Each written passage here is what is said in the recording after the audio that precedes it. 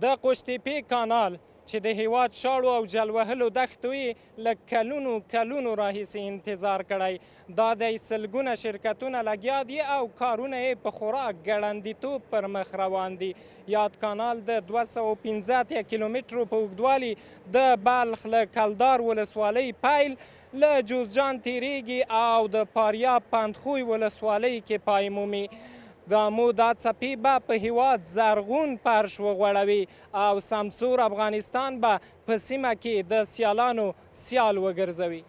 د قوشتېپې کانال چې له بشپړېدو سره سم به په هیواد کې اقتصادي انقلاب راولي. د 182 په شاوخوا کې شرکتونه شپه ورځ لګیا دي او کارونه به یې په ژمي کې هم په نورمال ډول دوام ولري چې اوس مهال نږدې 20 کیلومتره کیندل شوی او په روان کال کې به یې د بلې برخې د ډیزاین چارې هم بشپړې شي.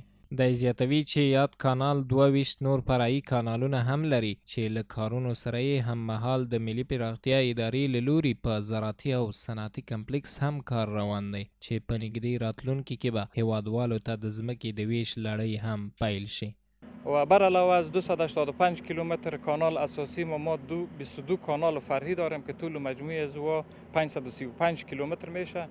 و ما مرحله سوم ما یا فیز سوم از این پروژه توزیع زمین‌های زراعتی است که انشالله فعلا انکشاف ملی سر طرز العملش کار میکنه که بعدا با آگاهی هموطنان ما رسانده خواهد شد.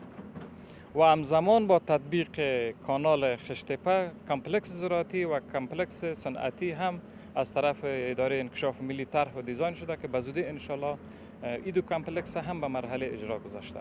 په همدې حال کې د شمال سیندیزي حوزې مسؤل وایي په کارونو کې ډیر پرمختګ راغلی او پرته له کومې ستونزې هر شرکت په خپله اړونده سیمه کې لګیا دی او کار کوي.